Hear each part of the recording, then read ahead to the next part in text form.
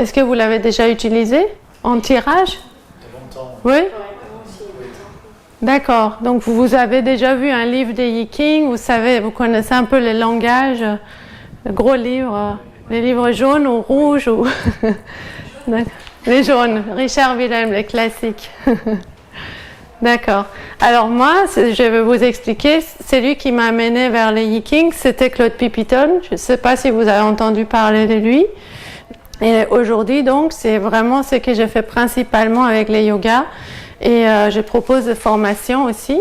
Les Yi-King dont je vais parler aujourd'hui, c'est entre autres les Yi-King du thérapeute, mais c'est ce que j'appelle aussi les Yi-King du retour, parce que c'est un travail qui permet de faire retour sur soi, de faire un retour aussi sur ce conditionnement, de regarder qu'est-ce qui en nous empêche de vraiment être en harmonie dans notre vie quotidienne.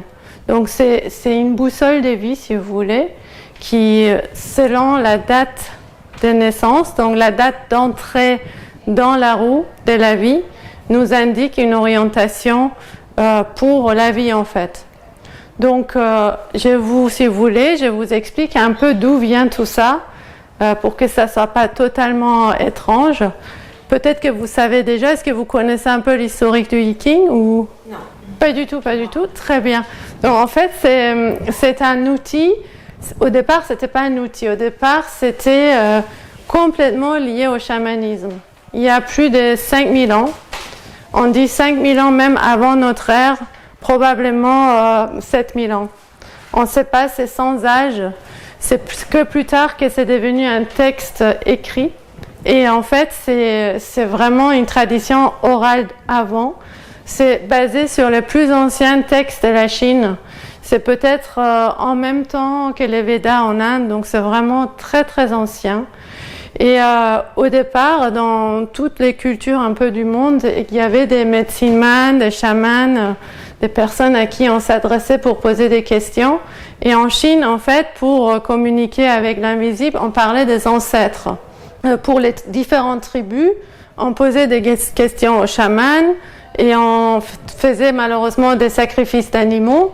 Et la réponse qui devait descendre de l'invisible, donc la réponse des ancêtres, c'est gravé sur les os. Donc les chamans avaient la capacité de prendre des os d'omoplate et de voir les craquelures sur les os pour les interpréter selon si c'était humide, sec ou froid ou chaud, etc. Les craquelures étaient différentes. Donc ça permettait de voir, ok, pour faire très simple, est-ce que je dois faire la récolte demain? Oui, c'est le bon moment, il ne va pas pleuvoir. Ça, c'est juste pour simplifier. Mais après, ça s'est vraiment sophistiqué, ça s'est développé. Et on a arrêté d'utiliser des animaux qu'on brûlait, et dont on interprétait les ossements, mais on a commencé à utiliser les carapaces des tortues, des lots douces.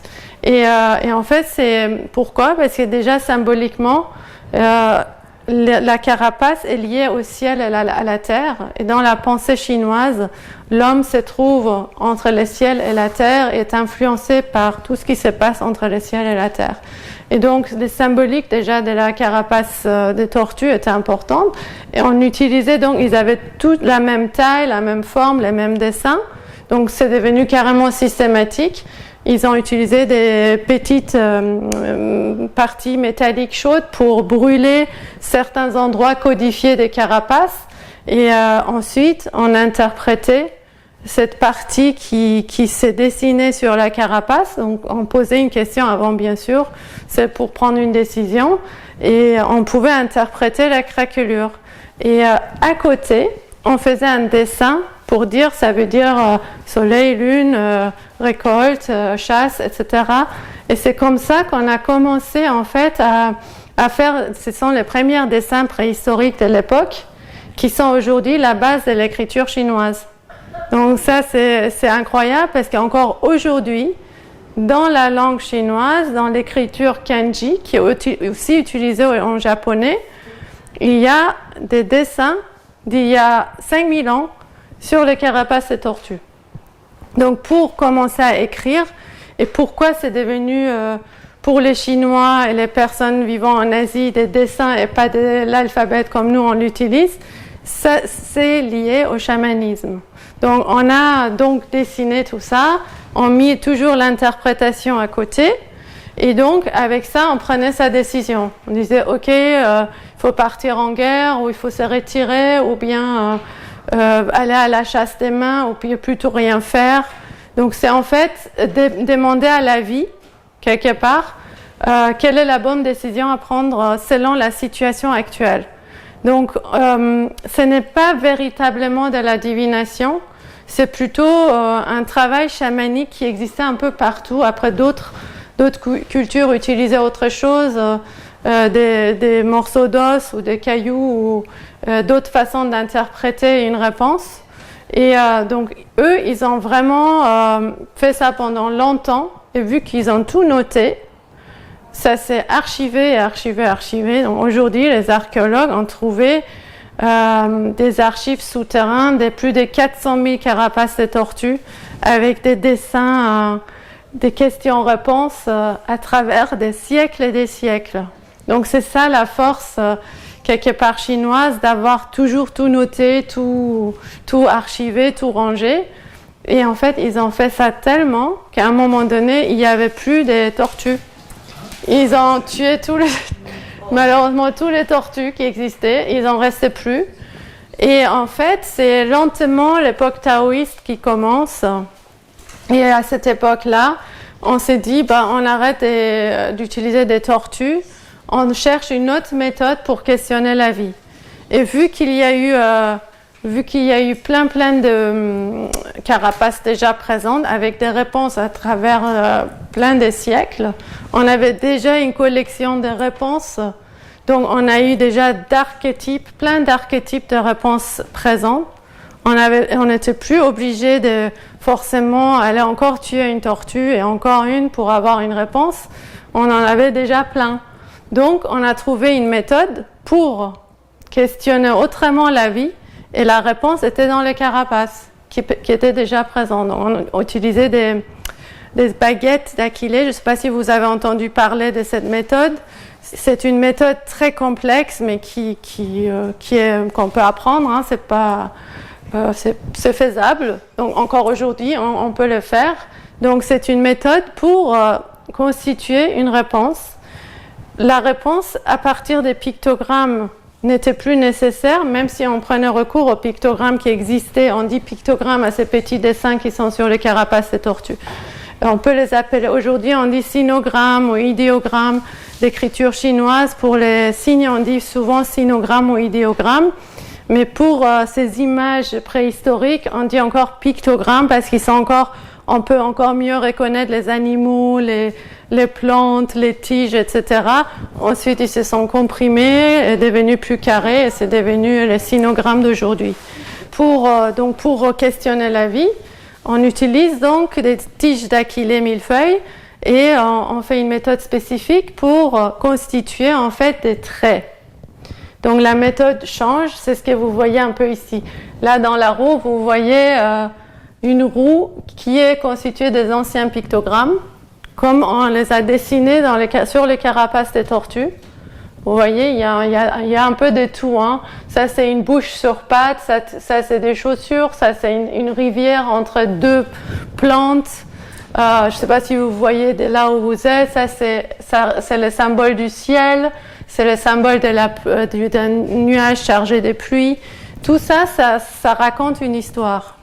Et ensuite, en fait, quand on a arrêté de tuer les tortues et qu'on a commencé à utiliser une autre méthode, c'était profondément lié à la façon dont les taoïstes voyaient le monde. Je ne sais pas si vous avez déjà entendu parler du taoïsme.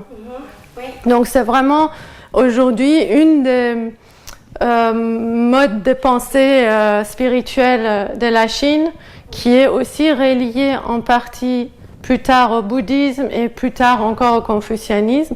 Donc les Yiking, pour faire une parenthèse, est vraiment traversé par toutes ces façons de voir le monde, par le taoïsme, par le bouddhisme et par le confucianisme. Et en fait, donc les taoïstes sont venus, ils ont utilisé leur façon de voir du monde qui se constitue en deux principes, yin et yang. Vous avez dû certainement entendre parler de ça, yin-yang. Principe yin-yang, ça ne veut pas dire tout simplement féminin, masculin. Ça serait vraiment trop simplifier les choses. Ce sont deux principes et opposés et complémentaires qui décrivent tout le fonctionnement de la vie. Ça veut dire on peut dire plutôt passif, plutôt retiré, plutôt sombre, plutôt la lune, plutôt réfléchi, plutôt tranquille, plutôt la nuit, etc. Alors que par exemple les principes yang, c'est plutôt le mouvement, plutôt la lumière, plutôt le jour, plutôt l'été. Donc tout dans l'univers, tout dans la vie est descriptible par ces deux principes. Et en fait, ce qu'ils disent les taoïstes, c'est que tout change tout le temps. On peut décrire ces changements par ces deux traits-là qui s'alternent en permanence, qui sont au départ représentés avant qu'ils se manifestent, ils sont représentés par ces centres. Et ces centres, ici, on peut les nommer, c'est un symbole pour le Tao aussi. Donc c'est un peu comme une graine non manifestée. Ça veut dire qu'il y a un potentiel de manifestation. Et dans ce potentiel, on a les deux principes déjà présents, en train de danser ensemble. Ils sont encore collés ensemble. Et on ne peut pas dire, si on parle par exemple des biens ou des mal ou des noirs et blancs, etc., on ne peut jamais dire que les biens uniquement existent tout seuls ou les mal tout seuls. Il y a toujours un petit peu les potentiels de l'un et de l'autre dans chacun. Et pour les taoïstes, à la fin d'une énergie, il y a toujours une autre énergie qui commence. Ça veut dire rien ne reste comme c'est, tout change tout le temps, et la seule chose qui ne change jamais, c'est le changement. Donc pour vraiment pouvoir vivre en harmonie avec la vie, c'est comprendre comment surfer sur les vagues de ces changements. Et ça, c'est relié à quelque chose qui est profondément lié aussi à la pensée taoïste, qu'on appelle Wu Wei. Je ne sais pas si vous connaissez ce mot, Wu Wei. Wu Wei, ça veut dire, on ne peut pas le traduire, mais on peut à peu près dire que ça parle d'agir, non agir. Donc, ça parle, si vous voulez, d'une non-interférence dans la vie telle qu'elle est. Donc, comprendre la réalité de la vie telle qu'elle est, comprendre comment les changements se font chaque jour au quotidien et être tellement à l'écoute de la vie qu'on agit toujours d'une manière juste par rapport à chaque situation. On lâche le contrôle, on arrête de prévenir parce que ça vient souvent d'un conditionnement du passé, par peur. Donc par peur, on cherche à contrôler un avenir. Donc quelque part, on crée le passé dans le futur, alors que les deux sont juste virtuels, et le passé et le futur. Et on essaye juste d'être un avec ce qui est ici et maintenant. Simplement sentir ce qui est nécessaire maintenant et retrouver un peu l'état vierge, l'état naturel. Et c'est ça, si vous voulez, le but de cette boussole, c'est de comprendre quel est notre état naturel. Et pour entrer dans cette façon d'agir dans le monde, pour trouver l'harmonie, c'est vraiment commencer à être chaque jour totalement à l'écoute de ce qui est là. Ça veut dire, même si on est, nous, en Occident, complètement éduqués à agir, contrôler, prévenir, avoir des agendas, etc., peut-être que chacun d'entre vous a eu un moment, l'expérience, qu'une chose s'est faite tout seul. Qu'il y a eu des moments où on voulait absolument obtenir quelque chose, ça n'a pas marché, mais quand on a lâché, tout d'un coup, même quand on l'avait oublié, ça arrivait. Donc, c'est comprendre que quelque part qu'on n'a aucun contrôle, de se détendre et d'arrêter de vouloir contrôler quoi que ce soit, et simplement de vraiment aller avec la vie, avec les vagues de la vie. Et en fait, cet outil, si on peut l'appeler outil, permet, parce que c'est des millénaires d'observation de la nature et de l'humain, on peut quand même s'appuyer beaucoup là-dessus. C'est très très fort comme dans sa justesse en fait. Donc, ça permet de trouver son orientation propre, la description de comment on s'est peut-être décalé complètement de notre façon naturelle de fonctionner, comment on arrive à ne plus écouter ce qui est vraiment là, et que je montre mon oreille, mais l'écoute dans le sens de sentir ou percevoir avec tous ses sens, pas uniquement avec les oreilles. Donc devenir vraiment le corps qui devient l'écoute. Donc le corps devient l'écoute et on est totalement un avec chaque jour, chaque instant et chaque situation. Il faut juste en faire l'expérience. C'est très compliqué pour nous les Occidentaux d'accepter ça ou de comprendre ça parce qu'on n'est pas éduqués comme ça. Mais peut-être que chacun d'entre vous, à un moment donné, a pu faire une petite expérience comme ça où les choses se sont faites sans nous, dans notre absence quelque part. Et on était content parce que c'était exactement ce qui devait arriver en fait. Donc quelque part, avec cet outil, avec la philosophie ou la pensée taoïste aussi, qui a imprégné, comme je vous ai dit, le bouddhisme, etc., on peut vraiment trouver une orientation à vie, si vous voulez, parce que c'est quelque chose qu'on sait une fois, on sait quelle est notre direction, et après, on peut ne pas s'y tenir, c'est pas grave, mais simplement devenir observateur de sa propre vie. Donc quelque chose en nous, quelque chose de plus grand que nous, peut toujours être présent et conscient de nos fonctionnements, de nos habitudes, de nos conditionnements et simplement constater que parfois on fait des crises, parfois on est en colère, parfois on a très peur, on ne sait pas comment gérer ça, c'est pas grave, mais on les constate. Il y a quelque chose qui les voit. C'est pas la pensée qui pense, c'est quelque chose qui est autre que la pensée qui constate qu'on a ses ressentis, qu'on a ses peurs, qu'on a des conditionnements, qu'on a des crispations. Et donc simplement, avec cette constatation, déjà il y a les premiers pas vers l'harmonie qui se fait.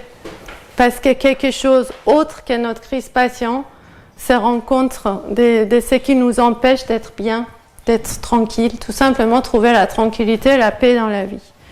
Donc, pour revenir à l'historique, parce que là j'ai fait un peu une excursion, pour revenir à l'historique, donc les taoïstes ont utilisé quand même les carapaces et tortues qui étaient présentes. Ils ont pris ce principe yin-yang dont je vous ai parlé. Donc, les principes yin étant représentés par un trait brisé, donc une ouverture dans les traits, et les principes yang par un trait continu. C'est ça le trait continu, les traits brisés. Et en fait, ces deux traits vont danser, ces deux principes vont danser ensemble et faire une première combinaison qui est représentée dans cette roue des bigrammes. On dit bigrammes parce qu'il y a deux traits à chaque fois. Donc, les deux traits, ils vont se combiner avec un trait supplémentaire yin et yang. Et ça nous donne la première roue la plus importante du Yiking, qu'on utilise aussi en médecine chinoise, qu'on utilise en Feng Shui, si vous avez entendu parler de Feng Shui, qui permet de mettre en place une habitation harmonieuse. C'est utilisé aussi vraiment pour l'acupuncture. Donc ici, on a la première roue la plus importante et chaque aspect est composé de trois traits yin-yang. Et en fait, selon leur emplacement, on a un autre élément de la nature qui est représenté. Par exemple, quand on a trois traits yang, ça représente les ciels, ça représente vraiment les ciels, les pairs. Et en face, juste en face de l'autre côté de la roue, on a son opposé, ou on peut dire aussi complémentaire. Chaque trait s'est inversé et ça donne des traits brisés, trois traits brisés. Donc l'inverse total, ces trois traits yin représentent les réceptifs, la terre. Donc on a le ciel en haut, la terre en bas, et à droite et à gauche, on a les deux autres éléments principaux. On a l'eau, on a le feu. Donc on a les quatre éléments, et ensuite, ce qui se trouve en diagonale sont des paysages qu'on trouve dans la nature, comme les lacs, la montagne, le tonnerre, le vent. Donc ce sont, si vous voulez, 8 trigrammes. On dit trigrammes parce qu'il y a 3 traits.